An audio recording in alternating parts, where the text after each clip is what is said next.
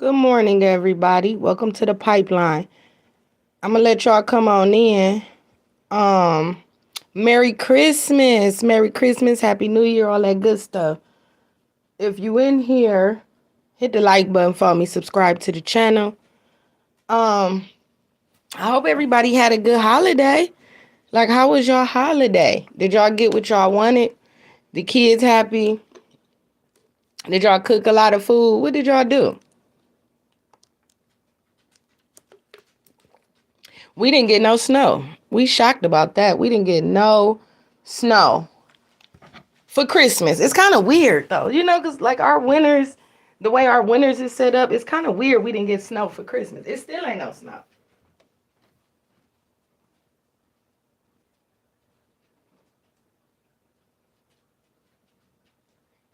Hold on, y'all. 1 second, 1 second. I know I should have been together by now, but I'm not.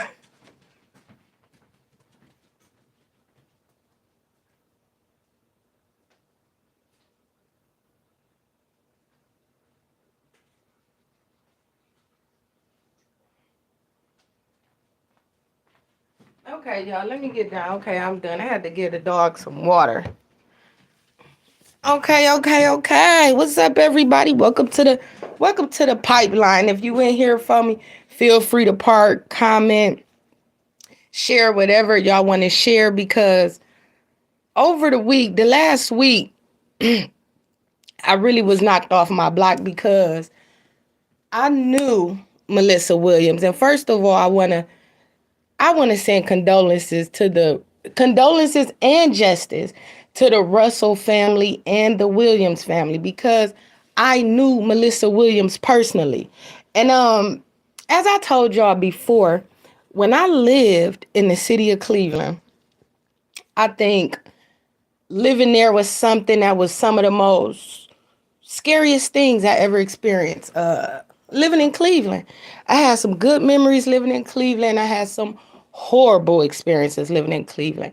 Cleveland humbled me, and the things that I seen in Cleveland, not just with police brutality, but the lack of, I would say, from mental illness issues, drug issues, a lot of incest, a lot of incest in families I seen in Cleveland. It's just the stuff that goes on in Cleveland, Ohio.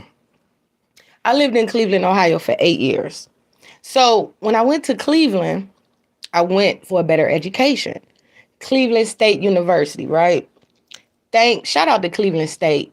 They had a big part to do with my certification. So with me telling y'all this story, I gotta go because I've been thinking about this for a few days now. I've been thinking about it for a little minute on how it's really gonna bring this story to y'all because Netflix just dropped the documentary.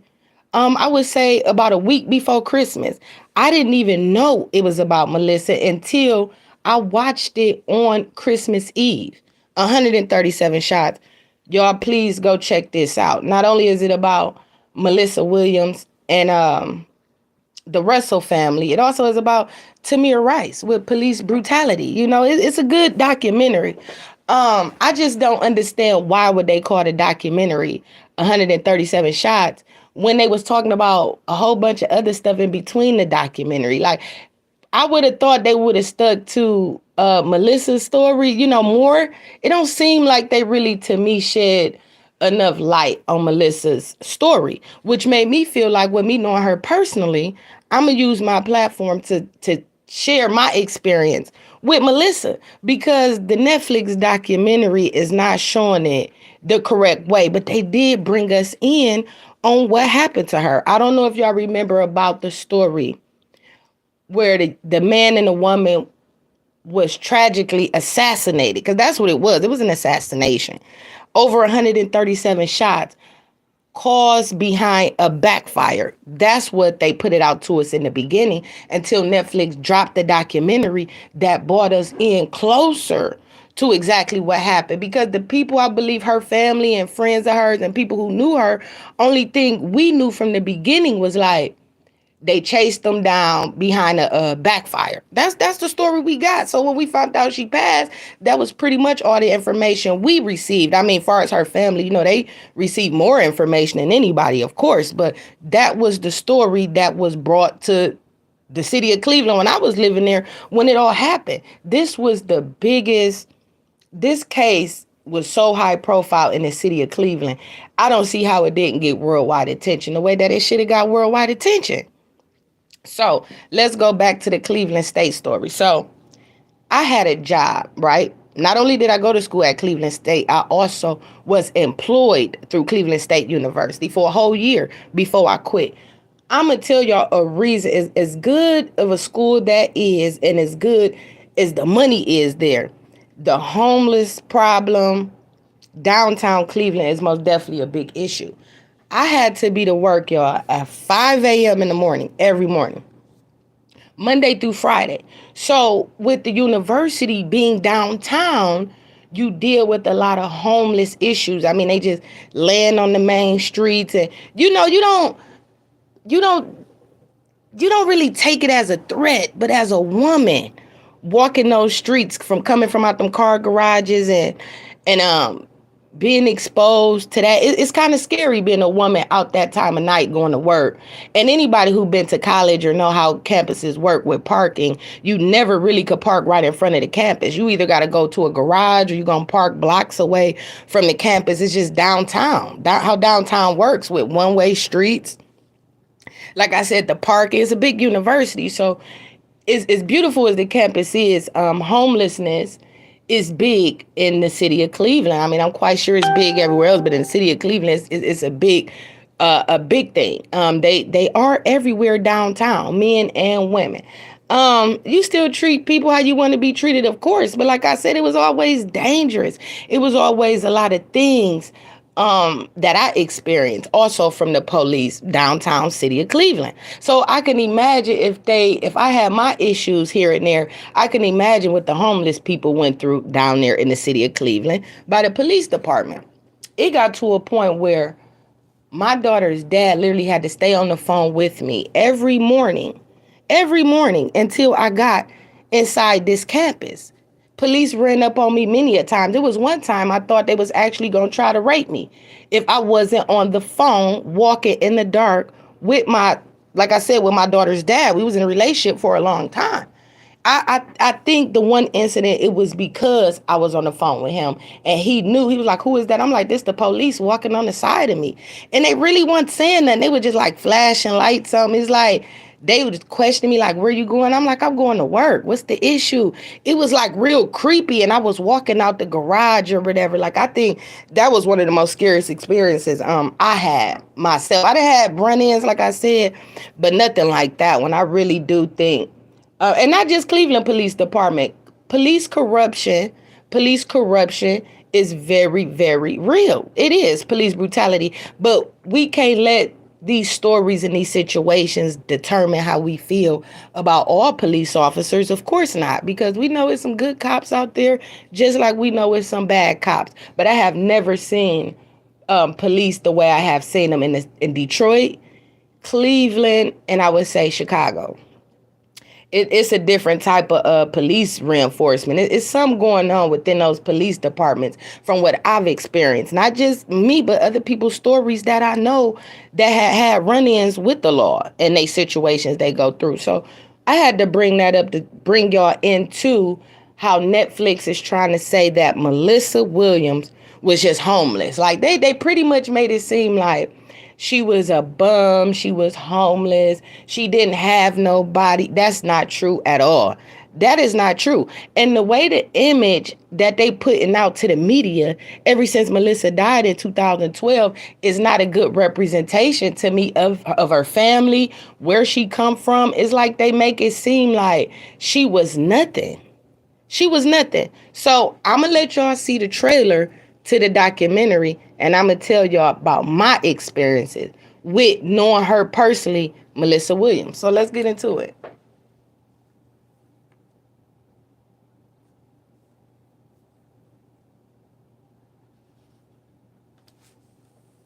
I'm going to open it up for y'all. The documentary just came out, y'all, I would say about a week ago. It's about 7, 8 days ago. It's called 137 Shots. And it's on Netflix. It just dropped. Check it out. Hold on, y'all. Let me put it up. Hold on. And it's been 9 years since 30-year-old Melissa Williams and 43-year-old Timothy Russell were killed by Cleveland police after a 22-minute car chase through downtown and into East Cleveland. And it ended with officers firing 137 bullets. Now tomorrow, Netflix is releasing a new documentary about what happened. The source of the so-called gunfire was backfire. Go get him. Police cars started chasing him, and they began a 23-minute, 23-mile chase all over the city of Cleveland. They cornered them in a school parking lot. 13 officers were shooting into the car. 137 shots that we know about. The film is directed by Michael Milano and features interview. So that is a clip. That's a clip of the documentary. So I met Melissa in about the summer of 2008. 2008 on Cleveland's east side. I had moved to Cleveland, like I said, to better myself, do things. I was kind of in a tough situation because I was focused on my certification and also focused on other business things. But with that, I was going through my drug addiction, my alcohol addictions. I was going through a lot of things that I was trying to overcome. And that's actually when the journey with me transitioning honestly began. That's when it began. I would say about 2009, 2008, 2009 is when I started shaking these things. So I lived on Cleveland's east side. And the neighborhood I lived in, Melissa used to live a few blocks over from what she told me. I never knew exactly what house she stayed in, but I knew she always was like having issues where she was staying at, right? So when I met Melissa, it was simply her walking down the street past my house. Walked past my house, asked to use the phone. Ever since then, we started building a relationship far as where you live at, you know, what happened. She was going through some things with the people she was staying with. She wanted to use the phone, and the conversation started building. So as time went on, Melissa became a frequent visitor at my house. Not just my house, but Cleveland has a lot of two-family homes. You up and down or the side door, you got the front porch, you got the side porch. So she became a frequent visitor. Well, even my neighbors knew who she was. So when I tell y'all that Melissa most definitely had family that loved her, we was considered like her family. We wasn't blood, but one thing for sure, too, for certain, Melissa would come sit on the porch. She would have conversations with us. We would drink, we would smoke, we would eat. She would use my bathroom. She would go to the store for me. Melissa was such a sweet person. And the media got it seeming like she is on drugs real bad. True, everybody, she was on drugs. She battled with drugs. And she also battled with mental health, mental illness. But it wasn't bad to where the media is making it seem like she was a horrible person. She was trash. Melissa was sweet. Melissa wanted her to fly. Hold on, y'all. Let me tell y'all. Hold on.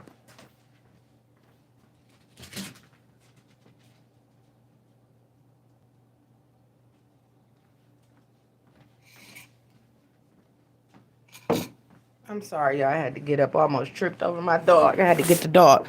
So, Melissa was a beautiful person. Melissa had family that loved her and cared for her. Melissa family was the media making it seem like her family was bums. They didn't care about her. She was broken. That's not true. Melissa used to sit on my porch constantly and tell me about her family and how good they was to her and why she didn't choose to go back to family members because of other things she was dealing with. She never, not one time, ever. And like I said, I've known her for 3 years. 3 years now. I don't know her life after, after 2000, I would say 2011, from when I think she ended up moving downtown or something like that. But from the few years I knew her, between 2008 and 2011 is not the picture that they painting. And it's like, She always told me like, no, my mom and them good. My family, they good. I just got my own stuff. I just, people don't understand me. And me and her, we bonded.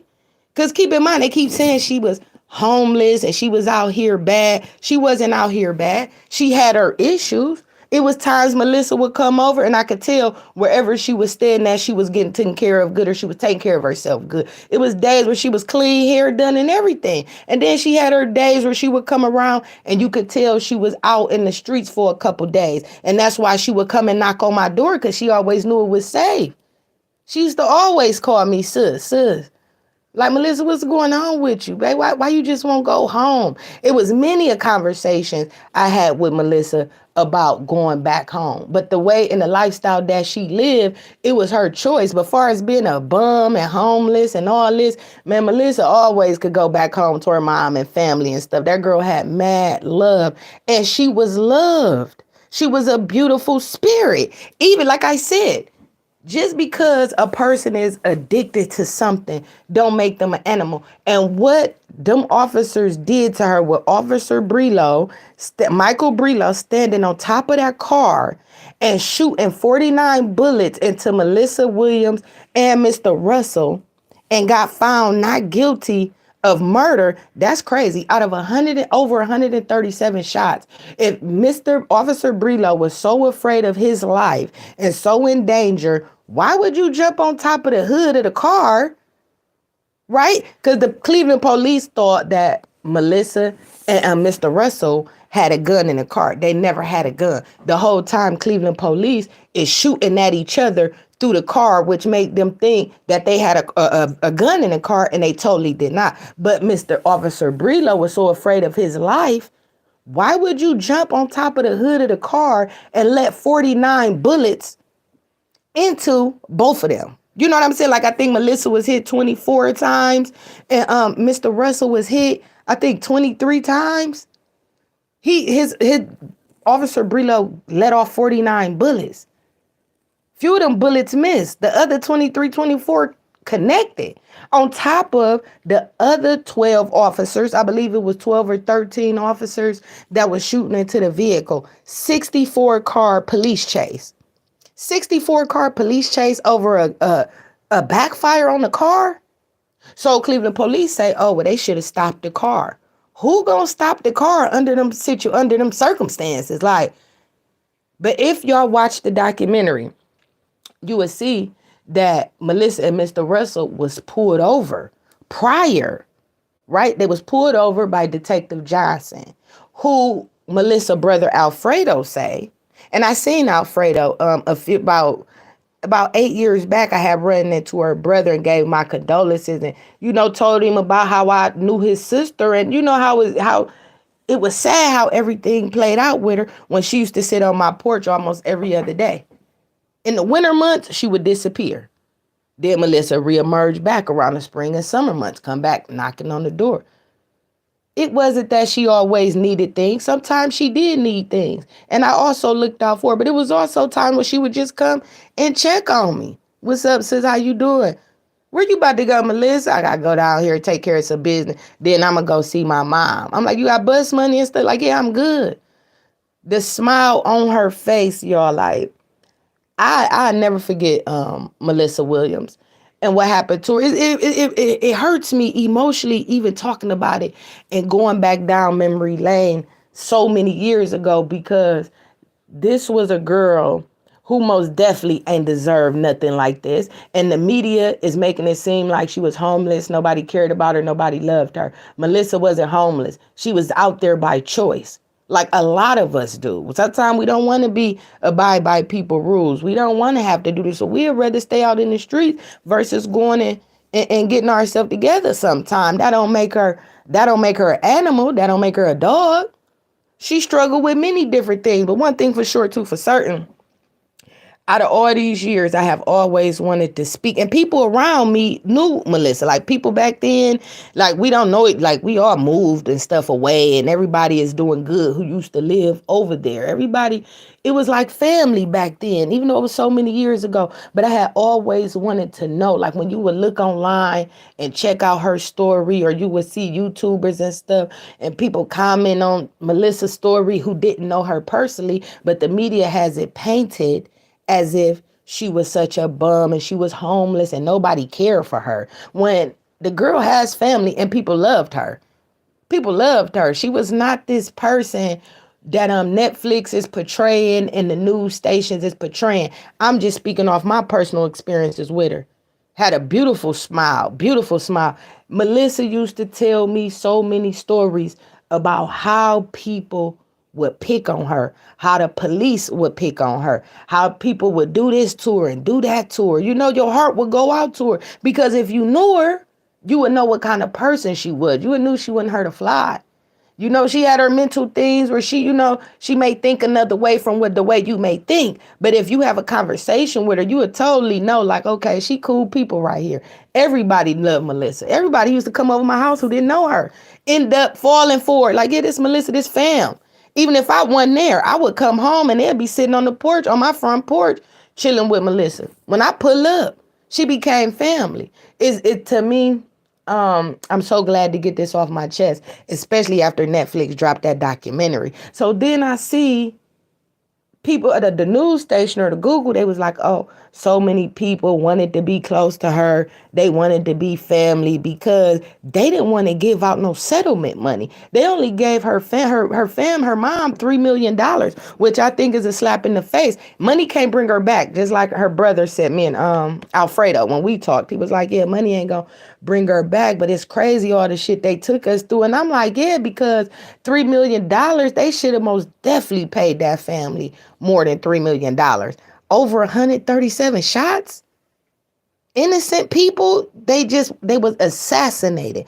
It was murder. And for nobody not to get charged with that murder, and then the police officer, they fired Officer Brillo, like, okay, that's cool. We fired him. He ain't that ain't justice never was served to me, in my eyes, in my opinion, for the Russell family, for the Williams family.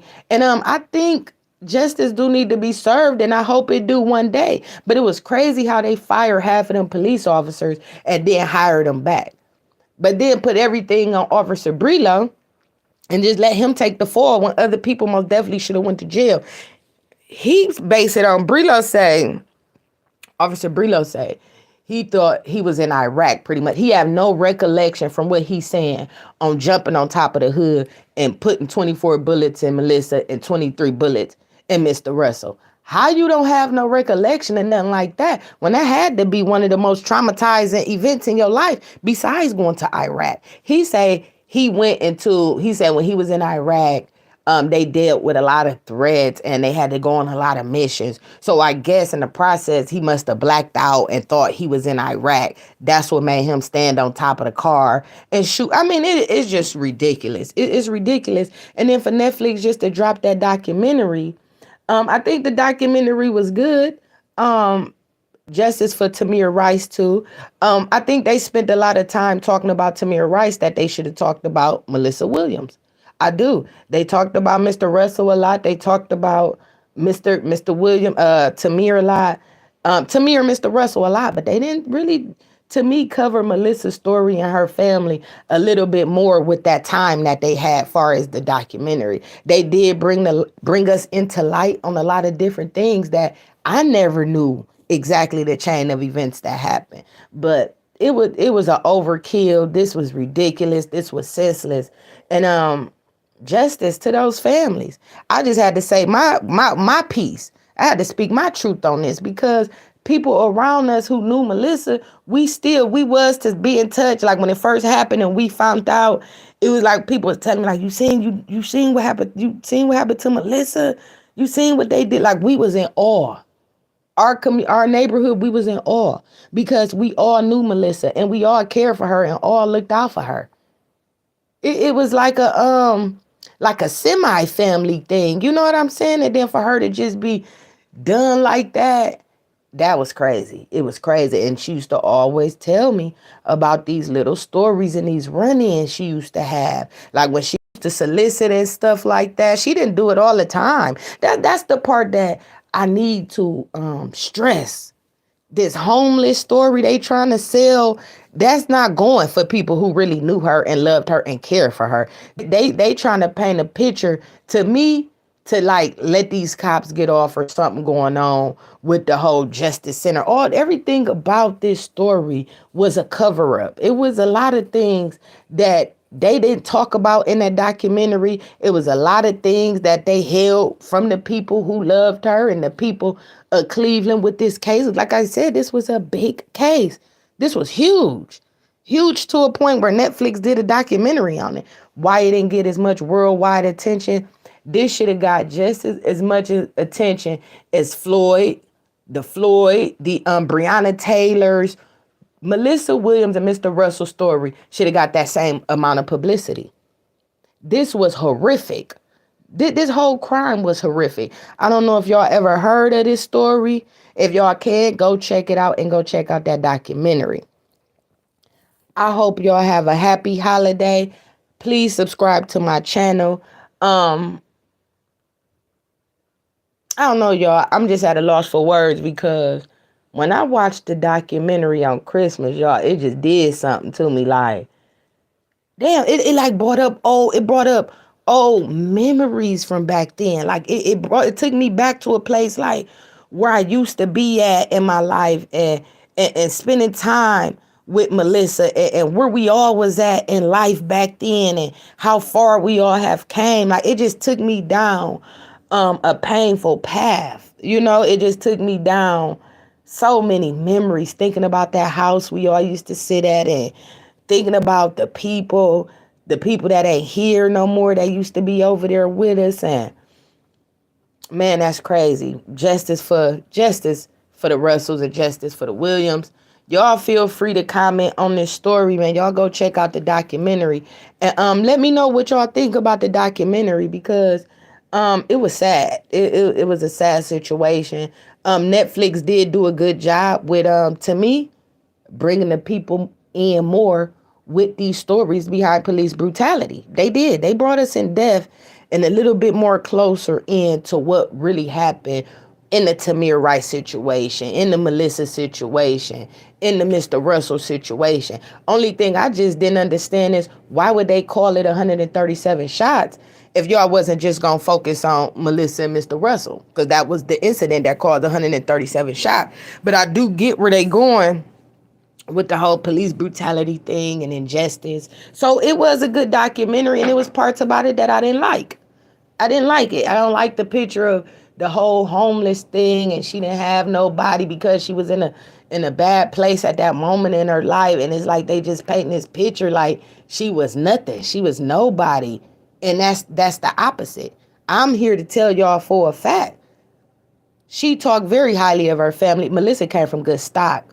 Melissa had a good upbringing, good family that loved her. From the story she told me, and I ran into her brother and all that, and little situations I've learned about Melissa over them few years. Girl came from good stock, grew up good and everything. It was nothing homeless about it. Just because of that situation that she fell in at that time in her life where she was at, that was her choice. But for them to make it seem like nobody cared for her, nobody loved her, that's the part where I feel like, wait a minute, I'm going to use my platform to just get a world my experience on knowing her personally. Like I said, I don't know the last moments of where she was at in her life, but them few years that I knew her personally, though, that's the Melissa I experienced. A sweet soul, kind soul. You could look in her eyes and you could see pain, you could see hurt. But it was times where she was happy. A lot of times she was just happy and smiling. And Melissa wasn't to me, a confrontational person, but it was a lot of people that picked on her, bullied her, and put her in situations where she had to fend for herself. And I know Cleveland police most definitely have messed with her many a times over the years. Melissa been going through a lot with the police always harassing her, and not just the police, but people, regular people.